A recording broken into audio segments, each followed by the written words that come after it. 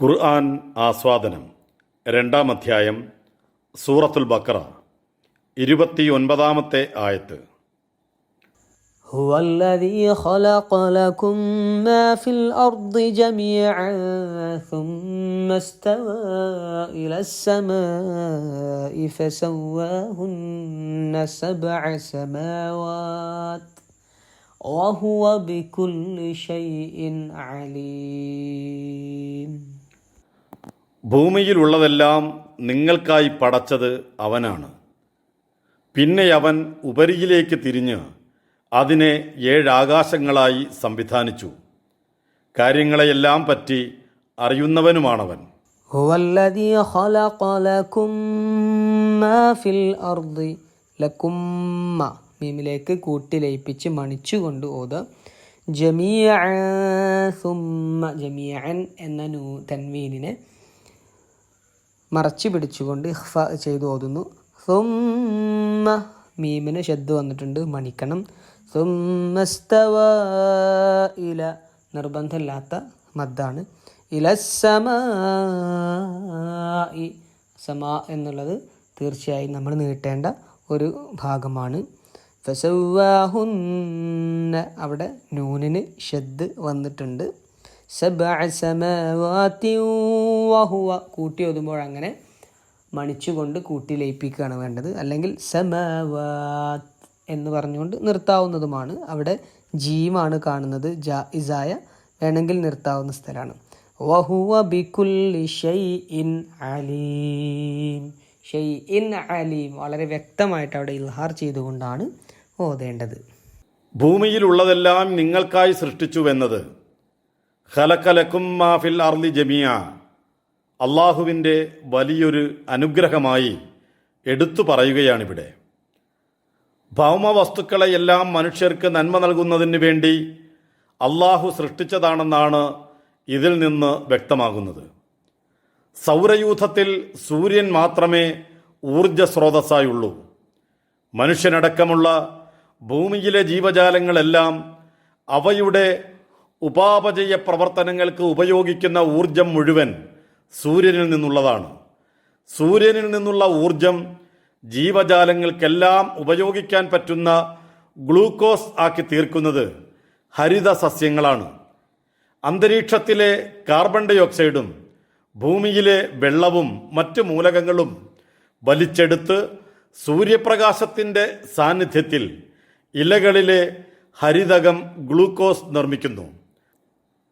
പ്രകാശ സംശ്ലേഷണം എന്ന ഈ പ്രക്രിയ വഴിയാണ് നമുക്കും മറ്റു ജീവജാലങ്ങൾക്കുമെല്ലാം ഊർജം ലഭിക്കുന്നത്. അതുകൊണ്ടാണ് സസ്യങ്ങളാണ് ഭൂമിയിലെ ഉൽപ്പാദകർ എന്ന് പറയുന്നത്. അവ ഉൽപ്പാദിപ്പിക്കുന്ന ഊർജ പാക്കറ്റായ ഗ്ലൂക്കോസിൻ്റെ ഉപഭോക്താക്കളാണ് ജന്തുക്കളെല്ലാം. സസ്യങ്ങളെ നേരിട്ട് ആശ്രയിക്കുന്ന ജീവികൾ പ്രാഥമിക ഉപഭോക്താക്കളും നേരിട്ടല്ലാതെ ആശ്രയിക്കുന്ന ജീവികൾ ദ്വിതീയ ഉപഭോക്താക്കളുമാണ്. പുല്ലു തിന്നുന്ന മാൻ പ്രാഥമിക ഉപഭോക്താവും മാനിനെ തിന്നുന്ന സിംഹം ദ്വിതീയ ഉപഭോക്താവുമാണ് എന്നർത്ഥം. ജന്തുക്കളുടെയും സസ്യങ്ങളുടെയും എല്ലാം മൃതശരീരങ്ങൾ ഭൂമിയിൽ അലിയുമ്പോൾ ഉണ്ടാവുന്ന പോഷകങ്ങൾ വലിച്ചെടുത്തുകൊണ്ടാണ് സസ്യങ്ങൾ ഭക്ഷണം നിർമ്മിക്കുന്നത്. ഈ മൃതശരീരങ്ങളെ സസ്യങ്ങൾക്ക് വലിച്ചെടുക്കാൻ തക്ക രൂപത്തിൽ മണ്ണിൽ അലിയിക്കുന്നത് മണ്ണിലെ സൂക്ഷ്മജീവികളാണ്. അതിനാൽ അവർ വിഘാടകരാണ്.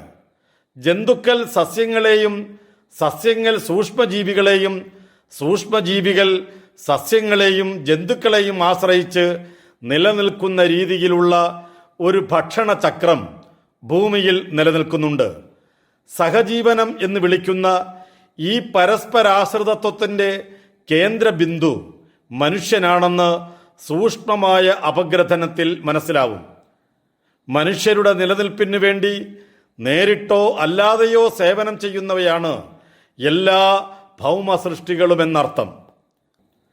ഭൂമിയിൽ 200 കോടി ജീവിവർഗങ്ങളെങ്കിലും ഉണ്ടാകുമെന്നാണ് ഗവേഷകരുടെ അഭിപ്രായം. 4 ലക്ഷത്തോളം സസ്യവർഗങ്ങൾ, 12 ലക്ഷത്തോളം ജന്തുവർഗങ്ങൾ, 68 ലക്ഷത്തോളം കീടവർഗങ്ങൾ, എണ്ണമറ്റ സൂക്ഷ്മജീവി വർഗങ്ങൾ. സമുദ്രനിരപ്പിൽ നിന്ന് 7 നാഴിക വരെ ആഴത്തിലും അന്തരീക്ഷത്തിൽ 40 നാഴിക വരെ ഉയരത്തിലും ബാക്ടീരിയകളെ കണ്ടെത്തിയിട്ടുണ്ട്. അതേപോലെ തന്നെ വൈറസുകളും ഉണ്ടാവും. സൂക്ഷ്മജീവികളുടെ വലിയൊരു സമുദ്രത്തിലാണ് നാം ജീവിക്കുന്നത് എന്നാണ് ഇതിനർത്ഥം. ഉപദ്രവകാരികൾ എന്ന് കരുതുന്ന സൃഷ്ടികൾ പോലും ആത്യന്തികമായി മനുഷ്യർക്ക് ഉപകാരങ്ങൾ നൽകുന്നതിനായി സൃഷ്ടിക്കപ്പെട്ടവയാണ് എന്നാണ് പഠനങ്ങൾ വ്യക്തമാക്കുന്നത്. ബാക്ടീരിയകളെ കണ്ടുപിടിച്ചപ്പോൾ മനുഷ്യരുടെ ശത്രുക്കളാണ് അവയെന്നായിരുന്നു ധാരണ. ഇന്ന് ആ ധാരണ മാറി. ശരീരത്തിലുള്ള ബാക്ടീരിയകളിൽ 85% മനുഷ്യന് ചെയ്യുന്ന ഉപകാരങ്ങൾ എന്തൊക്കെയാണെന്ന് ഇപ്പോൾ നമുക്കറിയാം. ദോഷകരം മാത്രമായി ഈ അടുത്ത കാലം വരെ കരുതിയിരുന്ന വൈറസുകളും നിർവഹിക്കുന്ന മർമ്മപ്രധാനമായ പല ദൗത്യങ്ങളുമുണ്ടെന്ന് വ്യക്തമാക്കുന്ന പഠനങ്ങളുണ്ട്. മണ്ണും ജലവുമെല്ലാം ജീവയോഗ്യമാക്കുന്നതിലും ഭൂമിയിലെ ഭക്ഷ്യോൽപാദകരായ സസ്യങ്ങളെ നിലനിർത്തുന്നതിലും മനുഷ്യരടക്കമുള്ള ജീവികളുടെ പ്രതിരോധ വ്യവസ്ഥയുടെ നിലനിൽപ്പിലുമെല്ലാം വൈറസുകൾ കാര്യമായ പങ്ക് വഹിക്കുന്നുണ്ട്. വൈറസുകൾ മാത്രമല്ല, അവയുണ്ടാക്കുന്ന രോഗങ്ങൾ പോലും ചിലപ്പോഴെല്ലാം മനുഷ്യരുടെ പ്രതിരോധ വ്യവസ്ഥയെ ശാക്തീകരിക്കുന്നതിന് വേണ്ടിയുള്ളതാണ്. പ്രതിരോധ വ്യവസ്ഥയെ ഘട്ടം ഘട്ടമായി വളർത്തിക്കൊണ്ടുവരുന്നതിനും അപകടകാരികളായ ബാക്ടീരിയകളെ നശിപ്പിക്കുന്നതിനുമെല്ലാം വൈറസുകൾ നമ്മെ സഹായിക്കുന്നുണ്ട്. അവയുടെ ഉപകാരങ്ങളെക്കുറിച്ച് ഇനിയും മനസ്സിലാക്കാനിരിക്കുന്നതേയുള്ളൂ. രോഗകാരികളായി കരുതപ്പെടുന്ന സൂക്ഷ്മജീവികൾ പോലും യഥാർത്ഥത്തിൽ സൃഷ്ടിക്കപ്പെട്ടത് മനുഷ്യർക്ക് നന്മകൾ നൽകുന്നതിന് വേണ്ടിയാണെന്ന അറിവ് ഭൂമിയിലുള്ളതെല്ലാം നിങ്ങൾക്കായി പടച്ചത് അവനാണ് എന്ന ഖുർആൻ പ്രസ്താവനയുടെ ആഴം വ്യക്തമാക്കുന്നു. മനുഷ്യ ശരീരത്തിനകത്ത് വസിക്കുന്ന നമ്മുടെ കോശങ്ങളെക്കാൾ അധികമുള്ള ബാക്ടീരിയകളും മറ്റു സൂക്ഷ്മജീവികളുമെല്ലാം നമ്മുടെ ശരീരവുമായി പരസ്പര യോഗത്തിലാണ് ജീവിക്കുന്നത്. അവ കൊണ്ട് നമുക്കും നമ്മെക്കൊണ്ട് അവയ്ക്കും ഉപകാരങ്ങളുണ്ട്. നമ്മുടെ പല ഉപാപചയ പ്രവർത്തനങ്ങളും അവയില്ലെങ്കിൽ യഥാരൂപത്തിൽ നടക്കുകയില്ല. വായയുടെ അറ്റമായ ചുണ്ടു മുതൽ ചെറുകുടലിൻ്റെ അങ്ങേയറ്റം വരെ നീളുന്ന നമ്മുടെ ദഹനവ്യൂഹത്തിൽ മാത്രം ബാക്ടീരിയകളും വൈറസുകളും ആർക്കിയകളും യുകാരിയോട്ടുകളുമെല്ലാം കൂടി 10 ലക്ഷം കോടി സൂക്ഷ്മജീവികളെങ്കിലുമുണ്ട്. നമ്മുടെ ശരീരത്തിൽ നിന്നാണ് അവയുടെ പോഷണം. പകരമായി നമ്മുടെ ഭക്ഷണത്തിലെ നാരുകളെ വിഘടിപ്പിക്കാനും വിറ്റാമിനുകൾ A, B2, B3, B5, B12, C, D, K എന്നിവയുടെ നിർമ്മാണത്തിനും സഹായിക്കുന്നു. അവയുടെ സേവനമില്ലെങ്കിൽ നമ്മുടെ ശരീരത്തിന് നിലനിൽക്കാനാവില്ല എന്നർത്ഥം. എല്ലാം മനുഷ്യർക്കായി പടക്കപ്പെട്ടവയാണ്. രോഗങ്ങൾ ഉണ്ടാക്കാനുള്ളതല്ല, രോഗങ്ങളിൽ നിന്ന് ശരീരത്തെ പ്രതിരോധിക്കുവാനുള്ളതാണ് യഥാർത്ഥത്തിൽ സൂക്ഷ്മജീവികൾ. അവയുമായി മനുഷ്യർക്കുണ്ടാവേണ്ട സഹജീവനം തകരാറിലാകുമ്പോഴാണ് രോഗങ്ങൾ ഉണ്ടാവുന്നത്.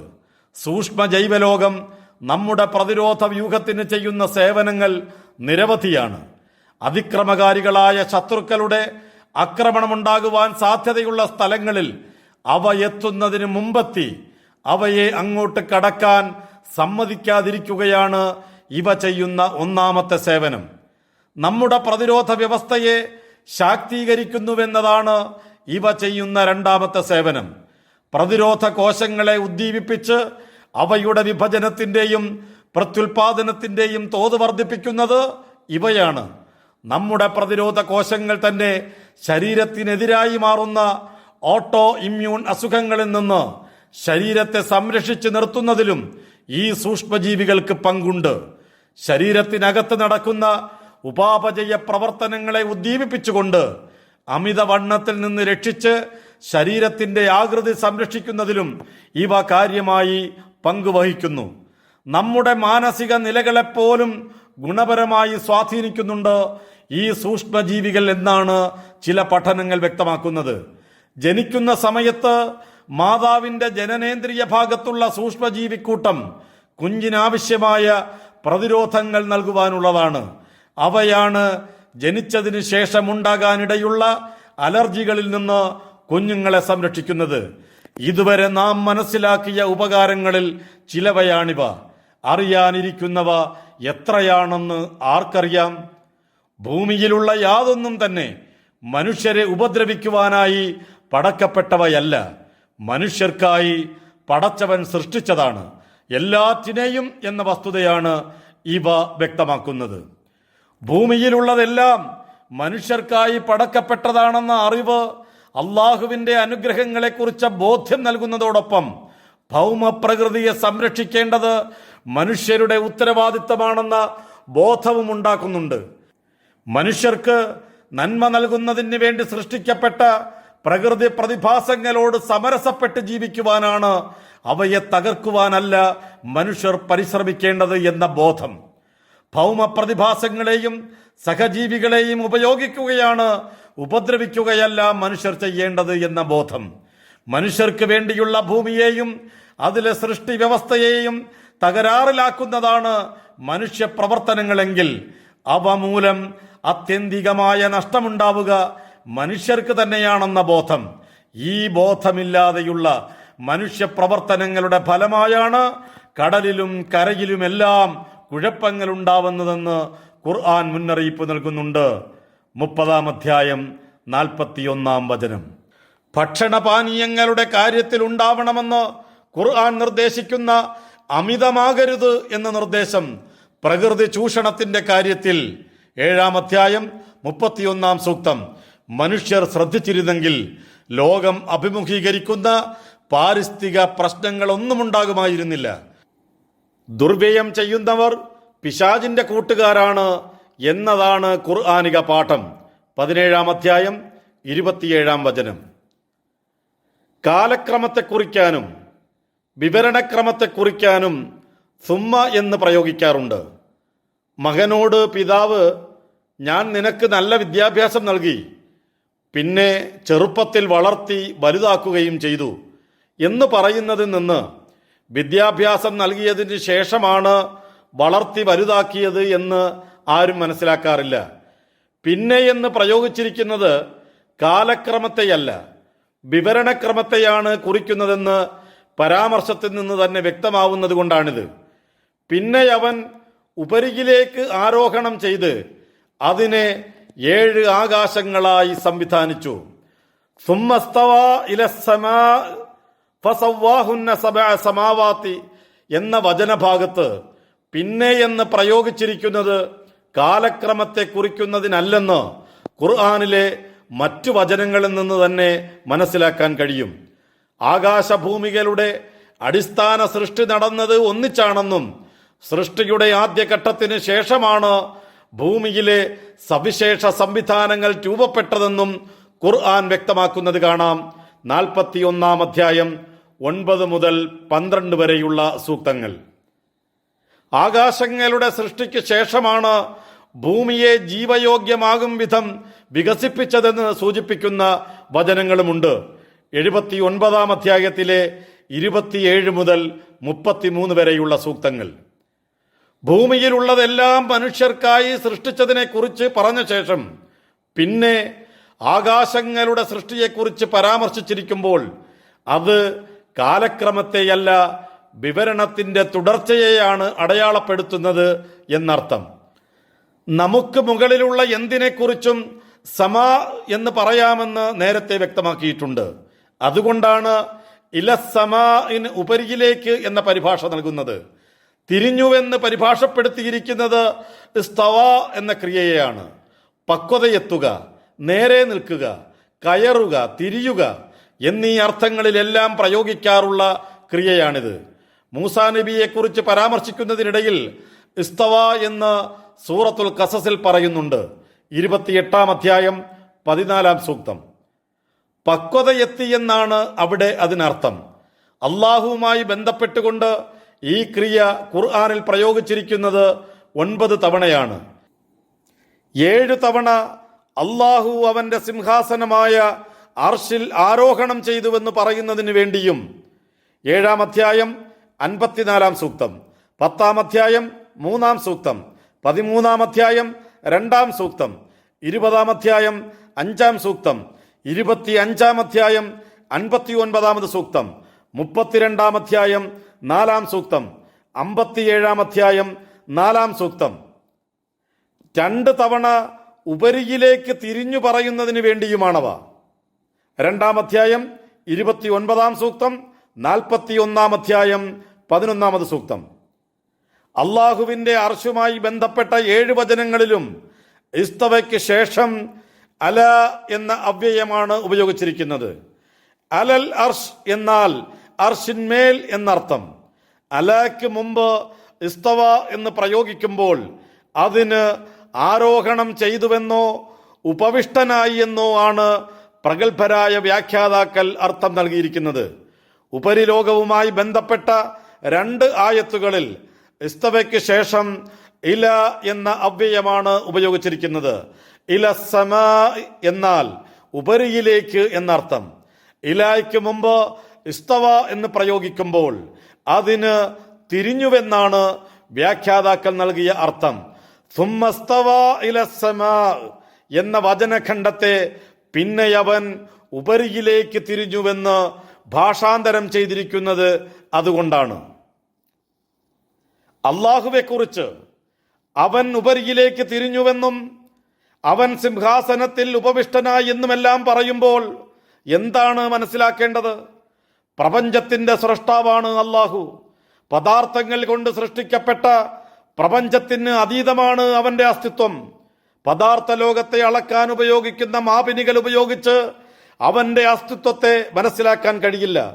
പദാർത്ഥ ലോകത്തെക്കുറിച്ച് മാത്രം പഠിക്കാനും അനുമാനങ്ങൾ ഉണ്ടാക്കുവാനും കഴിയുന്ന മനുഷ്യർക്ക് പദാർത്ഥാതീതമായ വസ്തുതകളെക്കുറിച്ച് പടച്ചവൻ പറഞ്ഞു തന്നത് എന്താണോ അത് മാത്രമാണ് അറിയാൻ കഴിയുക.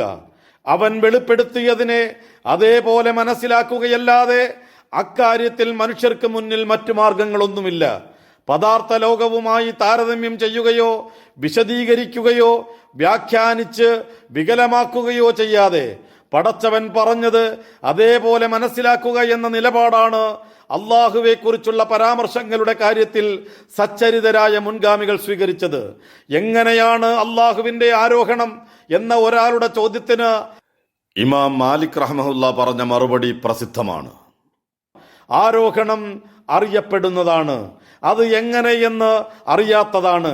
അതേക്കുറിച്ച ചോദ്യം പുതിയതാണ്. തിന്മയുദ്ദേശിച്ച് ചോദിക്കുന്നയാളാണ് താങ്കളെന്നാണ് ഞാൻ മനസ്സിലാക്കുന്നത്.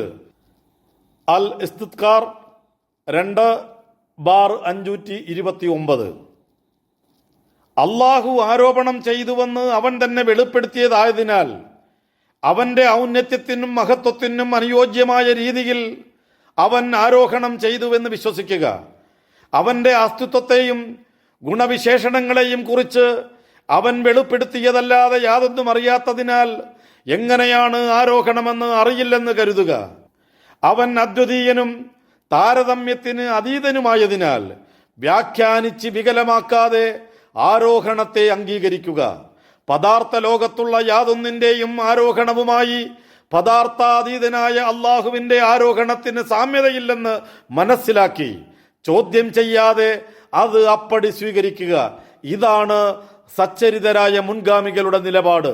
സൂക്ഷ്മവും കൃത്യവുമായ നിലപാടാണിത്. ഉപരിലോകത്തെ 7 ആകാശങ്ങളായി സംവിധാനിച്ചു. ഫസവ്വാഹുന്ന സബഅ സമാവാത് എന്ന ഖുർആന്റെ പ്രസ്താവന ആകാശലോകത്തിന്റെ ബൃഹദ്ഭാവത്തെ വെളിപ്പെടുത്തുന്നുണ്ട്. 7 ആകാശങ്ങളെക്കുറിച്ച് ഖുർആൻ പലതവണ പരാമർശിക്കുന്നുണ്ട്.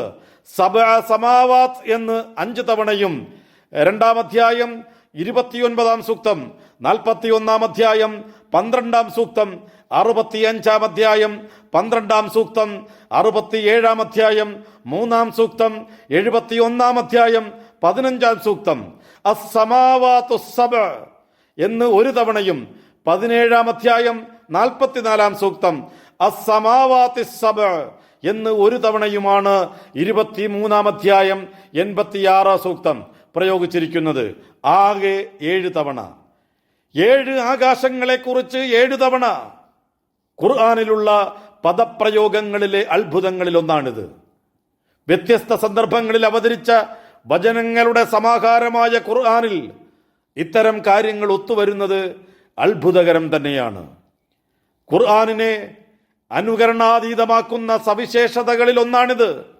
വചനങ്ങളുടെ എണ്ണത്തിൽ പോലും കാണാനാകുന്ന ഈ കൃത്യമായ തെരഞ്ഞെടുപ്പ് അതിൻ്റെ ദൈവീകതയും അന്യൂനതയുമാണ് വെളിപ്പെടുത്തുന്നത്. ആകാശങ്ങളെ ഉദ്ദേശിച്ചുകൊണ്ട് ഇവ കൂടാതെ 2 തവണ കൂടി ഖുർആൻ 7 എന്ന് പ്രയോഗിച്ചിട്ടുണ്ട്. പക്ഷേ അവിടെ പ്രയോഗിച്ചിരിക്കുന്നത് സമാവാത്ത് എന്നല്ല.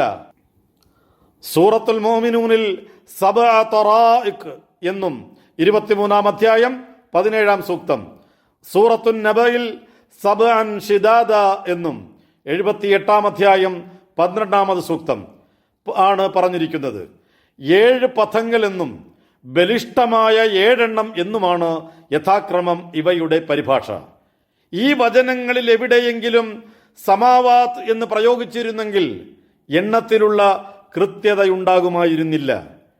അക്ഷരാഭ്യാസമില്ലാതിരുന്ന മുഹമ്മദ് നബി സല്ലല്ലാഹു അലൈഹി വസല്ലമയുടെ നാവിലൂടെ 23 വർഷങ്ങൾക്കിടയിലെ വ്യത്യസ്ത സന്ദർഭങ്ങളിൽ ലോകം കേട്ട വചനങ്ങളുടെ സമാഹാരത്തിലുള്ള ഇത്തരം കൃത്യതകൾക്ക് ഒരൊറ്റ വിശദീകരണം മാത്രമേയുള്ളൂ. ഇത് സർവജ്ഞന്റെ വചനങ്ങളാണെന്ന വിശദീകരണം. 7 ആകാശങ്ങൾ എന്ന ആശയം ഖുർആൻ അവതരിക്കുന്നതിന് മുമ്പ് വ്യാപകമായ ആശയമായിരുന്നുവോ?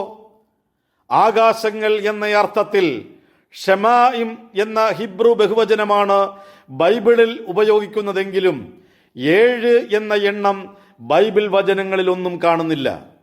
ക്രിസ്താബ്ദം 1-ാം നൂറ്റാണ്ടിൽ രചിക്കപ്പെട്ടതെന്ന് കരുതുന്ന എനോക്കിന്റെ 2-ാം പുസ്തകത്തിൽ എനോക്ക് 10-ാം ആകാശത്തിൽ വെച്ച് ദൈവത്തെ കണ്ടതായുള്ള പരാമർശമുണ്ടെന്ന് എഡ്വേർഡ് ലെങ്ടൺ തൻ്റെ good and evil spirits, a study of the Jewish and Christian doctrine, its origin and development എന്ന ഗ്രന്ഥത്തിൽ പേജ് 248 പറയുന്നുണ്ട്. ഇതിൽ നിന്ന് ഒരുപാട് ആകാശങ്ങൾ ഉണ്ട് എന്നതല്ലാതെ കൃത്യമായ ഇത്രയെണ്ണം ആകാശങ്ങളാണുള്ളതെന്ന് ഇസ്രയേല്യർ വിശ്വസിച്ചിട്ടില്ലെന്നാണ് മനസ്സിലാവുന്നത്. 14 വർഷങ്ങൾക്ക് മുമ്പ് 3-ാം സ്വർഗം വരെ ഉയർത്തപ്പെട്ട ഒരാളെ എനിക്കറിയാം എന്ന് പൗലോസ് പറയുന്നതായി പുതിയ നിയമത്തിലുണ്ട്. 2 കോറിന്തോസ് 12:3. 7 ആകാശങ്ങളുള്ളതായി യഹൂദ റബ്ബിമാർ വിശ്വസിച്ചിരുന്നതായി ജൂവിഷ് എൻസൈക്ലോപീഡിയ പറയുന്നുണ്ടെങ്കിലും അതിന് തക്ക പ്രമാണങ്ങളൊന്നും ഉദ്ധരിച്ച് കാണുന്നില്ല. അറബികൾക്കിടയിലും 7 ആകാശങ്ങളെക്കുറിച്ച് അറിവുണ്ടായിരുന്നതായി വ്യക്തമാക്കുന്ന രേഖകൾ ആരും ഉദ്ധരിച്ചതായി കണ്ടിട്ടില്ല. 7 ആകാശങ്ങളെക്കുറിച്ച് ഖുർആനിലെ ആവർത്തിച്ചുള്ള പരാമർശങ്ങൾ മറ്റെവിടെയെങ്കിലുമുള്ള ആശയങ്ങളുടെ ആവർത്തനമല്ലെന്നാണ് ഇത് വ്യക്തമാക്കുന്നത്. ഏതാണ് ഈ 7 ആകാശങ്ങൾ? നാം കാണുന്ന നീലാകാശമല്ലെന്നുറപ്പാണ്. ആകാശങ്ങളെക്കുറിച്ച് പറയുന്ന ഖുർആൻ വചനങ്ങളിൽ ഒന്നും തന്നെ അവയുടെ നിറങ്ങളെക്കുറിച്ച പരാമർശങ്ങൾ ഒന്നും തന്നെയില്ല. മരുഭൂമിവാസിയായ ഒരാളുടെ മനസ്സിൽ തെളിഞ്ഞതായിരുന്നു ഖുർആനിലെ ആകാശ പരാമർശങ്ങളെങ്കിൽ ഒരിക്കലെങ്കിലും അതിന് നീല നിറമാണെന്നോ വെള്ള നിറമാണെന്നോ പറയേണ്ടതായിരുന്നു. അങ്ങനെയൊന്നുമില്ല എന്നതിൽ നിന്ന് ഭൂമിയിൽ നിന്ന് നാം കാണുന്ന ആകാശത്തെക്കുറിച്ചല്ല ഖുർആനിൽ പരാമർശിച്ചിട്ടുള്ളതെന്ന് മനസ്സിലാവുന്നുണ്ട്. 1-ാമത്തെ ആകാശത്തിലാണ് നക്ഷത്രങ്ങളെ കൊണ്ട് അള്ളാഹു അലങ്കരിച്ചതെന്ന് 2 തവണ ഖുർആനിൽ പറയുന്നുണ്ട്. 37-ാം അധ്യായം 6-ാം സൂക്തം, 67-ാം അധ്യായം 5-ാം സൂക്തം. അടുത്തുള്ള ആകാശത്തെ ഈ 2 വചനങ്ങളിലും ഖുർആൻ വിളിച്ചിരിക്കുന്നത് അസ്സമാ അദ്ദുന്യ എന്നാണ്. ഈ ലോകത്തിന്റെ ആകാശം എന്നാണ് ഇതിന് നേർക്കുനേരെയുള്ള അർത്ഥം. നമ്മുടെ പ്രപഞ്ചത്തെക്കുറിച്ചാണ് ഇവിടെ പരാമർശിച്ചിരിക്കുന്നതെന്ന് ഈ പ്രയോഗത്തിൽ നിന്ന് തന്നെ വ്യക്തമാണ്. നമ്മുടെ പ്രപഞ്ചം മൊത്തത്തിൽ അസ്സമാ അദ്ദുന്യയാണ്, 1-ാം ആകാശം. നമുക്ക് കാണാനോ അനുഭവവേദ്യമാകുവാനോ ഗണിതക്രിയകളിലൂടെ മനസ്സിലാക്കുവാനോ കഴിയുന്ന പ്രപഞ്ചം മുഴുവൻ 1-ാം ആകാശത്തിന്റെ ഭാഗമാണ്. നക്ഷത്രങ്ങളും ഗാലക്സികളും എല്ലാം അടങ്ങുന്ന നമ്മുടെ ലോകമാണത് അസ്സമാ അദ്ദുന്യ. നമ്മുടെ പ്രപഞ്ചത്തെക്കുറിച്ച് തന്നെ മനുഷ്യരുടെ അറിവ് പരിമിതമാണ്. നമുക്ക് അറിയാനാകുന്ന പ്രപഞ്ചത്തിൽ തന്നെ 2,00,000 കോടി ഗാലക്സികൾ ഉണ്ടാകാമെന്നാണ് കണക്ക്. നമ്മുടെ ഗാലക്സിയായ ക്ഷീരപഥത്തിൽ 25,000 കോടി നക്ഷത്രങ്ങളെങ്കിലും ഉണ്ടാകണമെന്നാണ് കണക്കാക്കിയിരിക്കുന്നത്. അതിലൊരു നക്ഷത്രമാണ് നമ്മുടെ സൂര്യൻ. സൂര്യന് ചുറ്റും പരിക്രമണം ചെയ്തുകൊണ്ടിരിക്കുന്ന ഗ്രഹങ്ങളിൽ ഒന്നാണ് നമ്മുടെ ഭൂമി. അറിയാനാകുന്ന പ്രപഞ്ചത്തിന്റെ തന്നെ ഭൂരിഭാഗവും നമുക്ക് അജ്ഞാതമാണ് ഇന്നും. അവയെല്ലാം അറിഞ്ഞു കഴിഞ്ഞാൽ പോലും പ്രപഞ്ച സമുദ്രത്തിലെ ഒരു തുള്ളിയെക്കുറിച്ച് അറിഞ്ഞുവെന്നേ പറയാനാകൂ. വികസിച്ചു കൊണ്ടിരിക്കുന്നതിനാൽ ആകെയുള്ള പ്രപഞ്ചത്തിന്റെ 4% മാത്രമേ മനുഷ്യർ എത്ര വളർന്നാലും അവർക്ക് മനസ്സിലാക്കാനാവൂ എന്നാണ് പ്രപഞ്ച ശാസ്ത്രജ്ഞന്മാർ കരുതുന്നത്. ഇതെല്ലാം ഖുർആൻ പറഞ്ഞ 1-ാം ആകാശത്തിന്റെ ഭാഗമാണ്. അസ്സമാ അദ്ദുന്യയുടെ ഒരറ്റം പോലും മനുഷ്യർക്ക് ഒരിക്കലും മനസ്സിലാക്കാനാവില്ലെങ്കിൽ മറ്റ് 6 ആകാശങ്ങളെക്കുറിച്ചും അവയുടെ സ്രഷ്ടാവ് പറഞ്ഞത് അതേപോലെ മനസ്സിലാക്കുക മാത്രമേ നമുക്ക് നിർവാഹമുള്ളൂ. 7 ആകാശങ്ങളുണ്ടെന്ന് മനസ്സിലാക്കുക. അവയുടെ യാഥാർത്ഥ്യം നമുക്കറിയില്ലെന്ന് വിനയത്തോടെ സമ്മതിക്കുക. കത്തിക്കൊണ്ടിരിക്കുന്ന കോടാനുകോടി നക്ഷത്രങ്ങളുള്ള അസ്സമാ അദ്ദുന്യയ്ക്ക് നടുവിലെ പച്ചത്തുരുത്തായ ഭൂമിയിൽ വസിക്കുവാൻ പടച്ചവൻ അനുഗ്രഹങ്ങൾ നൽകിയ മനുഷ്യർക്ക് മുന്നിൽ ഈ നക്ഷത്രങ്ങൾക്കെല്ലാം അപ്പുറത്തുള്ള 6 ആകാശങ്ങളെക്കുറിച്ചുമുള്ള അറിവില്ലായ്മ വിനയത്തോടെ സമ്മതിക്കുകയല്ലാതെ മറ്റൊരു മാർഗവുമില്ല. പടച്ചവൻ പറഞ്ഞത് അതേപോലെ മനസ്സിലാക്കുക മാത്രമാണ് 7 ആകാശങ്ങളുടെയും കാര്യത്തിൽ കരണീയം. ബൃഹത്തായ നമ്മുടെ പ്രപഞ്ചത്തെയും അതിനപ്പുറത്തുള്ള ആകാശങ്ങളെയും മനുഷ്യർക്കറിയാനാകാവുന്നതും അല്ലാത്തതുമായ കാര്യങ്ങളെപ്പറ്റിയെല്ലാം കൃത്യമായി അറിയുന്നവനാണ് അള്ളാഹുവെന്ന അതിഗംഭീരമായ സന്ദേശം നൽകിക്കൊണ്ടാണ് ആയത്ത് അവസാനിക്കുന്നത്. ഭൂമിയിലുള്ളതെല്ലാം മനുഷ്യർക്കായാണ് അള്ളാഹു സൃഷ്ടിച്ചതെന്ന് പറഞ്ഞു. ഭൗമവസ്തുക്കളിൽ ചിലതെങ്കിലും നമുക്ക് ദോഷകരമാണെന്നാണ് നമ്മുടെ അനുഭവം. എന്നാൽ അവ പോലും മനുഷ്യർക്ക് വേണ്ടിയാണ് സൃഷ്ടിക്കപ്പെട്ടിട്ടുള്ളതെന്ന് വ്യക്തമായി അള്ളാഹുവിനറിയാം. ഉപരിയിലേക്ക് അള്ളാഹു ആരോഹണം ചെയ്തുവെന്ന് പറഞ്ഞു. എങ്ങനെ, ഏത് രൂപത്തിലെന്ന് അള്ളാഹുവിനാണ് കൃത്യമായി അറിയുക. 7 ആകാശങ്ങളായി ക്രമീകരിച്ചതായി വ്യക്തമാക്കി. 1-ാം ആകാശത്തെക്കുറിച്ച് പോലും ഒന്നും അറിയാത്തവർ പോലും 7 ആകാശങ്ങൾ എവിടെയെന്ന് പരിഹസിക്കുന്നു. അസ്സമാ അദ്ദുന്യ എത്രമാത്രമുണ്ടെന്നും അതിനപ്പുറത്തുള്ള ആകാശങ്ങളെല്ലാം എങ്ങനെയാണെന്നും അള്ളാഹുവിനാണ് അറിയുക. സൃഷ്ടികളുടെ അറിവില്ലായ്മയെയും സ്രഷ്ടാവിന്റെ സമ്പൂർണമായ അറിവിനെയും ദ്യോതിപ്പിച്ചുകൊണ്ടുള്ള കാര്യങ്ങളെയെല്ലാം പറ്റി അറിയുന്നവനുമാണവൻ. വഹുവ ബികുല്ലി ഷൈഇൻ അലീം എന്ന് പറഞ്ഞുകൊണ്ടുള്ള സമാപനം 28, 29 ആയത്തുകളുടെ ഉള്ളടക്കത്തെ ദീപ്തമാക്കുന്നു. അവയിലെ സന്ദേശങ്ങളെയെല്ലാം സ്വാംശീകരിച്ചുകൊണ്ടുള്ള ഉപസംഹാരമാണിത്.